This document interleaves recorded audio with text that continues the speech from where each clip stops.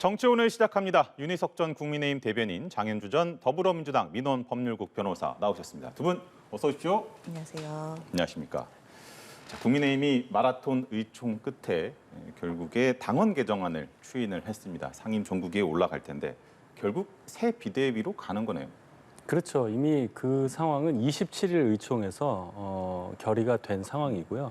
오늘의 쟁점은 주요 사항은 당원을 어떻게 개정하느냐였는데 지금 현재 저희 당의 당원에 대해는 좀 애매한 비상대책의 설치 규정 이것을 좀 손을 봤습니다.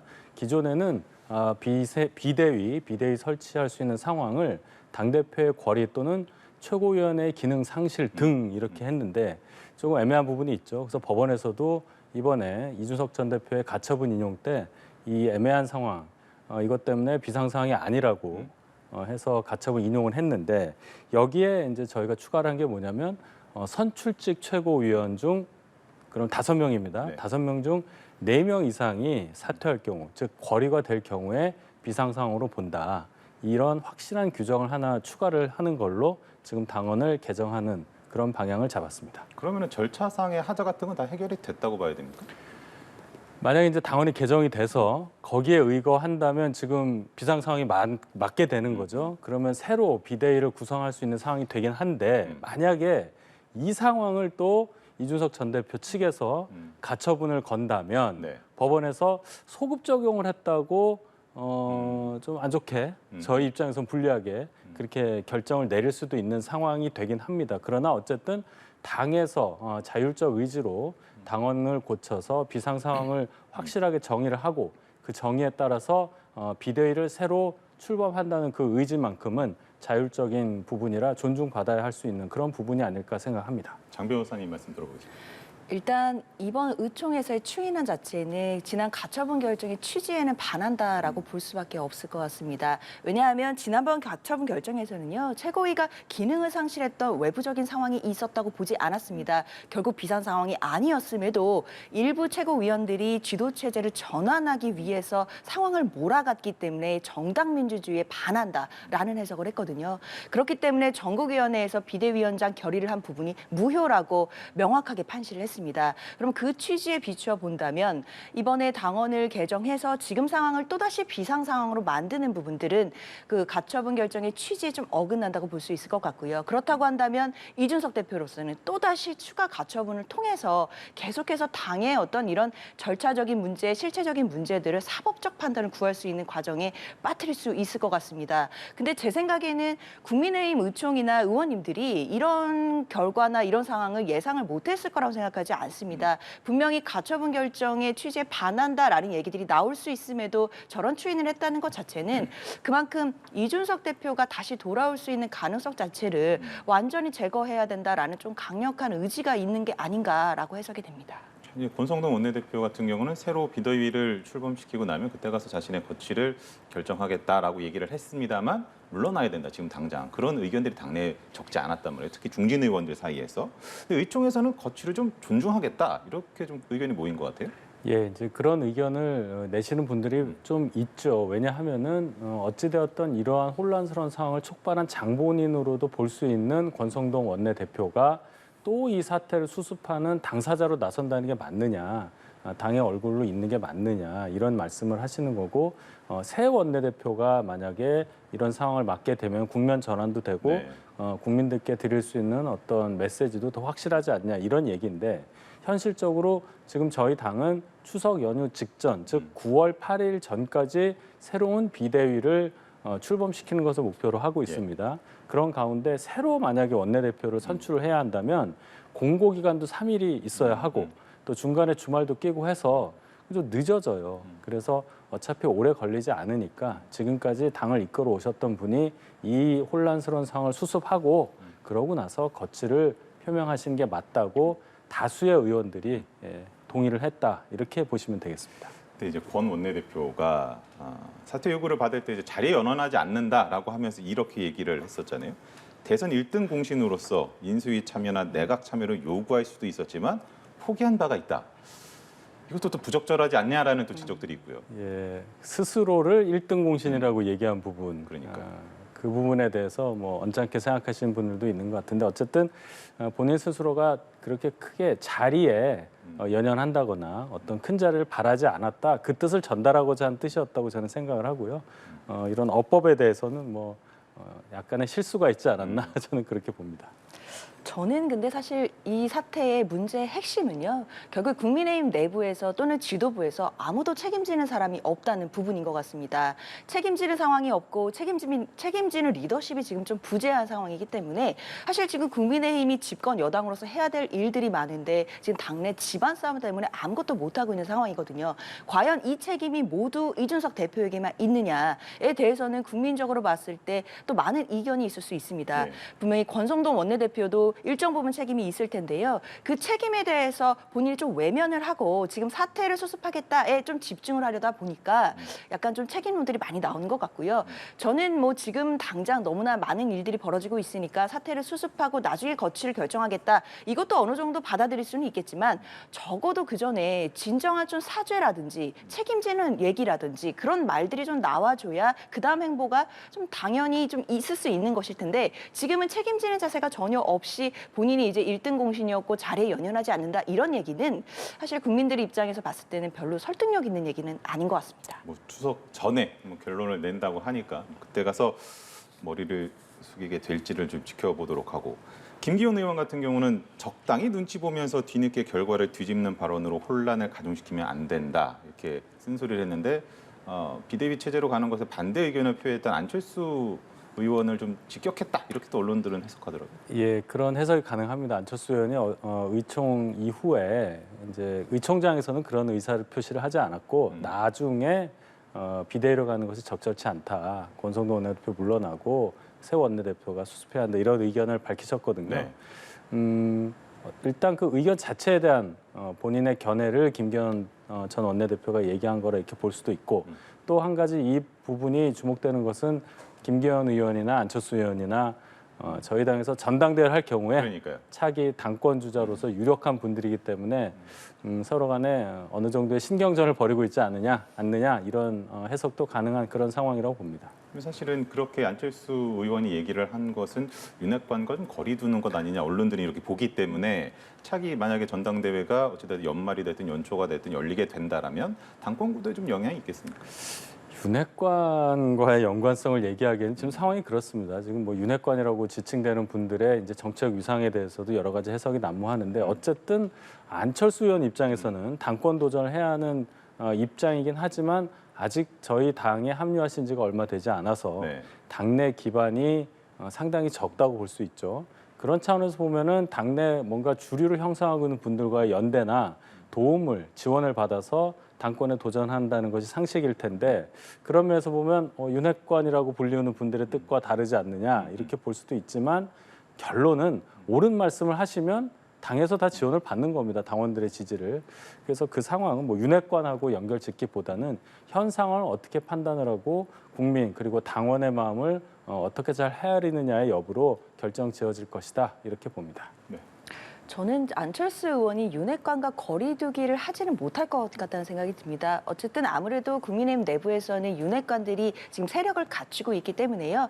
안철수 의원이 만약에 당권에 도전한다고 한다면 본인의 세력이 부족하기 때문에 윤핵관의 힘을 얻어야 하는 것은 필수적인 요소일 것입니다. 그럼에도 권성동 원내대표의 사퇴를 주장했다는 것은 사실 지금 언론에서도 많은 이제 분석들이 있지만 윤핵관 내부에서도 좀 세밀한 분화들이 일어나고 있다라는 보도들이 많이 있거든요. 결국에는 윤핵관 중에서도 또 계열이 나눠지기 때문에 그 계열 중에 다른 사람들 오히려 얘기를 한다면 뭐 장제원 의원들이나 그런 분들과의 좀 연대를 더 강화하고 권성동 원내대표의 책임론을 부각하면서 본인의 리더십을 좀 띄우려고 하는 부분도 분명히 있어 보입니다. 권성동 원내대표는 자신이 1등 공신이라고 얘기를 했는데 분화가 되고 있다라고 좀 전망을 해주셨네요. 자, 윤석열 대통령이 이재명 그 민주당 신임 대표와 짧은 통화를 했고 빠른 시일 내에 만나자라고도 했는데 이 대표가 이제 그 거듭 영수회담을 제안을 했는데 여기에 대해서 여야 대표를 함께 만나자 뭐 이런 식으로 이야기를 했더라고요. 그러니까 독대 형식은 아니다 이렇게 좀 봐야겠죠. 영수회담이라는 단어가 사실 좀 부적절합니다. 대통령이 여당의 총재나 대표가 아니기 때문에 영수회담이라기보다는 대통령과 제1야당 대표와의 만남, 뭐 어떻게 줄여야 될지 모르지만 아마 이재명 대표는 그 상황을 다 두 분이 만나는 걸로 생각을 하고 네. 말씀을 하신 걸로 생각을 하는데 대통령께서 이제 여야 대표랑 같이 만나자 하신 것이 꼭 둘은 안 되고 셋이 만나자 이런 뜻으로 읽히기는 좀 어려워요. 어쨌든 만나자는데 방점을 둬야지 몇 명이 만나냐 거기에 대해서 크게 의미를 둘 상황은 아닌 것 같고 만약에 이재명 대표께서 둘만 만나자 이렇게 역제의를 하실 경우에는 제가 볼 때 대통령께서 그러면 그것도 수락하시리라 네, 저는 그렇게 봅니다. 만약에 여야 대표를 함께 만나게 된다고 한다면은 어찌됐든 비대위가 추석 전에 꾸려지고 그럼 추석 이후쯤에는 만남이 성사될 수 있다 이렇게 좀 봐도 될까요? 그렇게 되길 바랍니다. 알겠습니다. 이제 여당에서는 그 민주당이 이제 김건희 여사 특검 그리고 한동훈 장관 탄핵을 요구하면서 좀 그러면서 이렇게 만나자고 하는 게 진정성이 있냐 이렇게 또 지적을 하더라고요. 저는 이 두 가지를 엮어내는 것 자체가 더 이상하다고 생각이 듭니다. 왜냐하면 민생과 관련된 협치를 할 수 있는 문제와 그리고 야당으로서 건전하게 여당을 견제하는 모습들, 특히 뭐 김건희 여사에 대한 부분이라든지 뭐 한동훈 장관이 지금 시행령을 통해서 상해법령의 취지를 어긋나고 있는 부분, 이런 부분들에 대해 문제 제기를 하는 것은 별도로 또 양립 가능한 부분이라고 봐야 될 것 같습니다. 특히나 지금 이제 이재명 당대표가 이제 신임 당대표가 되면서 처음에 나왔던 일성이 협치할 부분이 있으면 이제 초당적으로 과감히 하겠다는 것이 일성이었습니다. 그렇지만 또 만약에 후퇴하는 부분들이 있거나 잘못된 부분들이 있다면 또 엄격하게 야당으로서 견제하겠다라고 했거든요. 그 두 가지는 분명히 양립 가능한 것이기 때문에 지금 이재명 의원은 좀 유능한 민주당 그리고 민생에서 또 지지 않는 민주당을 좀 꿈꾸고 있는 상황이기 때문에요. 그 민생 그리고 협치 이 부분에 대해서는 진정성이 있다고 봐야 될 것 같습니다. 네, 좀 들어보겠습니다. 글쎄요, 다른 건 모르겠는데 김건희 여사에 대한 특검을 추진한다는 것은 좀 과하다고 생각합니다. 수사 결과가 다 나온 것도 아니고 조금 더 세밀하게 얘기를 하면 김건희 여사를 특검까지 해서 수사를 해서 어떤 사법적 판단을 받는다는 것이 지금 국정을 운영하고 민생을 살피고 이래야 하는 전체 국익적 관점에서 볼 때 무슨 도움이 되느냐 그런 질문을 할 수가 있거든요. 야당 입장에서는 정치적으로 얘기할 수 있는 부분이긴 한데 새 대표가 취임하자마자 영수회담까지 제안하면서 같이 또 이것까지 얘기하니까 최고위원들이 했죠. 예, 여당 입장에서는 그런 반발이 나올 수 있다 이렇게 설명드리겠습니다. 근데 특히나 이제 민주당 내에서도 보면은 특히나 이제 한동훈 장관 탄핵 같은 경우는 이것도 그 제2의 윤석열을 키우는 거다 이렇게까지 얘기를 하면서 상당히 좀 반발하는 기류들이 나오더라고요. 그렇습니다. 뭐 김건희 여사에 대한 특검이라든지 뭐 한동훈 장관에 대해서 탄핵을 추진하자 이런 부분들은 아직 당내에서 수기 과정을 거치지 않은 좀 그 사안들이라고 해야 될 것 같습니다. 많은 분들이 지금 다 공감대를 갖고 있는 것은 아니고요. 지금 당론으로 추진되는 상황도 아닙니다. 그리고 이 부분에 대해서 뭐 특검이라든지 탄핵이라든지 이런 부분들이 뭐 무작정 추진하겠다 이런 것도 전혀 아니고요. 다 조건이 붙습니다. 주장하시는 분들도 김건희 여사에 대한 특검도 지금 현재 수사가 미비하거나 잘 안 됐을 경우에 주장하겠다는 것이고 뭐 탄핵과 관련된 것도 한동훈 장관의 어떤 시행령 통치들이 위헌이나 위법한 부분이 확실히 포착이 되거나 앞으로도 그것들이 누적이 된다라고 하면 탄핵을 할 수 있다 이런 취지이기 때문에요. 지금 뭐 덮어놓고 무작정 뭐 특검이나 탄핵을 정치 공세하겠다는 의견은 전혀 아니고 그런 것들이 당론화가 되기는 당연히 어려울 것 같습니다. 뭐 이제 민주당에서는 친명도 없고 비명도 없고 모두 다 친문이다 이렇게 이야기를 했습니다만 그 최고위원들 중에서 그래도 이런 강경 발언을 하신 한 최고위원들이 대부분 이제 친명계로 분류되는 사람들이고 그리고 또 이에 대해서 이거는 아니다라고 좀 반대를 한다고 할까요? 그런 목소리를 내는 쪽은 또 그 비명계로 꼽히는 분들이고 이러다 보니까 개파 갈등으로 또 번지는 거 아니냐 이런 얘기도 계속 나온단 말이죠. 당연히 이제 개파 갈등이 더 이상 심화되지 않고 잘 봉합하는 것도 또 신임 지도부의 역할일 것입니다. 분명히 이제 이재명 대표도 이제 통합의 행보를 보여주고 있고요. 그 과정에서 좀 강성 지지자들이 어떻게 보면 이제 친명이다라고 이제 분류가 되기도 하는데 당 내부에서는 그렇게까지 개파 갈등이 눈에 보이지는 않습니다. 지금 상황에서는 일단 새로운 신임 그 당 대표와 지도부가 구성이 됐으니까요. 그것을 필두로 해서 우리가 통합과 또 혁신의 과제들 그리고 민생에 있어서 좀 아젠다 아젠다를 선취해가는 그런 과제들을 안고 있기 때문에 앞으로 어떻게 통합해 나가는지 좀 지켜봐 주시면 감사하겠습니다. 개파 갈등이 없다라고 말씀하셨는데 글쎄요. 계파 갈등이 뭐 없으면 좋은 당이죠. 근데 이재명 대표 선출된 이후에 바로 양산에 있는 문 전 대통령 사저를 갔을 때도 보면 굳이 두 분의 지지층이 같다는 말을 하고 뭐 명문 정당 이런 식으로 조어까지 만들어서 얘기를 하시던데 그것 자체가 어느 정도 갈등이 있음을 생각을 하고 말씀하신 거 아니겠습니까? 물론 갈등을 통합하는 과정을 집중해서 봐야 되겠지만은 글쎄요. 지금 8대1 정도로 9명의 최고위원회 중에서 한 명 고민정 의원 빼고는 뭐 전원이 이재명계로 분류되는 분들이 지도부를 장악한 상황이라고 볼 때 민주당 내부의 당내 갈등은 뭐 없다고 보기는 상당히 어려워 보입니다. 근데 사실은 이제 어떻게 보면 이렇게 개파 갈등적인 요소도 있겠습니다만 일반적인 여론을 좀 고려하지 않고 좀 무리하게 이런 것을 좀 추진을 하다 보면 검수완박 그 검찰의 수사권과 기소권의 분리 민주당식 표현으로 의하면 그 입법 당시 있었던 역풍을 다시 맞을 수도 있다라는 우려가 있는 것도 또 사실이란 말이죠. 뭐 분명히 그런 얘기들도 있고 내부에서는 그런 우려들도 있기 때문에 지금 나오는 뭐 특검이라든지 뭐 한동훈 장관이나 뭐 이상민 장관에 대한 탄핵안에 대해서는 지금 당론으로 추진할 가능성이 높지는 않아 보입니다. 당연히 그런 부분에 대해서 국민적인 공감대가 있어야 되는 것이고요. 이제 민주당이 건강한 야당으로서 국민들 속에 다가가려면 국민들의 어떤 여론이나 이런 것들을 반영해야 되는 것이지 국민들과 동떨어지고 우리끼리만 뭘 추구하는 것 이런 것은 전혀 통하지 않는다는 것을 잘 알고 있거든요. 그렇기 때문에 이제는 그런 것보다는 정치 공세도 중요하겠지만 중요한 것은 이제 민생이다. 이 민생 그리고 경제 이 부분에 좀 핵심을 두고 이재명 의원이 계속 얘기해왔던 또 어떤 실용주의와 또 그리고 실력주의 이런 것들을 보여주는 좀 강한 민주당이 돼야겠다. 지금 이런 방침에 좀 방점을 찍고 있습니다. 실력으로 보여주겠다.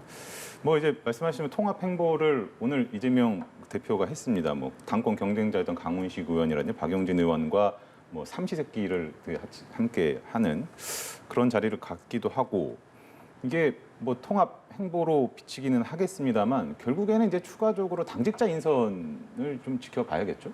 그렇습니다. 원래 뭐 통합이 됐던 탕평이 됐던 가장 효과적으로 보여줄 수 있는 건 결국 인사일 것입니다. 지금 가장 큰 인사는 어떻게 보면 뭐 당직도 많이 있지만요. 지명직 최고위원을 당대표가 2명을 네네. 지명할 수 있습니다. 그 최고위원이 누가 되느냐에 따라서 굉장한 메시지가 될 수 있을 텐데요. 이제 일각에서는 이번에 호남권에서 아무도 지도부에 들어오지 못했기 때문에 호남 출신 의원들에 대해서 또는 뭐 원외 인사라고 할지라도 호남의 어떤 근거를 둔 정치인을 최고위원으로 들여야 된다는 얘기들이 지금 많이 나오고 있습니다. 그만큼 지역이라든지 뭐 성별이라든지 여러 가지 뭐 계파나 이런 부분들을 다 떠나서 다 모두 통합할 수 있고 탕평을 할 수 있는 그런 인사가 지금 필요해 보입니다. 마지막으로 말씀 듣고 마무리를 하겠습니다. 네, 민주당이 그런 식으로 나가기를 저희도 바라요. 왜냐하면은 지금 이 구조에서 지도부가 친명 일색으로 돼 있는 상황에서 여야 관계를 예상을 해볼 때 서로 강경 대치할 가능성이 크지 않습니까? 그런데 그 목소리가 좀 다른 목소리가 민주당 내에서 야당 내에서 목소리를 좀 키울 수 있는 상황이 된다면 그런 극한 대치보다는 말씀하신 대로 조금 더 유화적인 어떤 모습도 나올 수 있고요. 그럼으로써 여야 협치가 달성될 수 있는 길이 더 빨라지지 않을까 그렇게 기대해 봅니다. 자, 여야 협치 저희가 정말 예전부터 계속 얘기를 해오고 있는데 그 소식을 전해드릴 수 있는 시기가 빨리 다가오기를 기대를 해보면서 오늘 마무리하도록 하겠습니다. 두 분 수고하셨습니다. 감사합니다.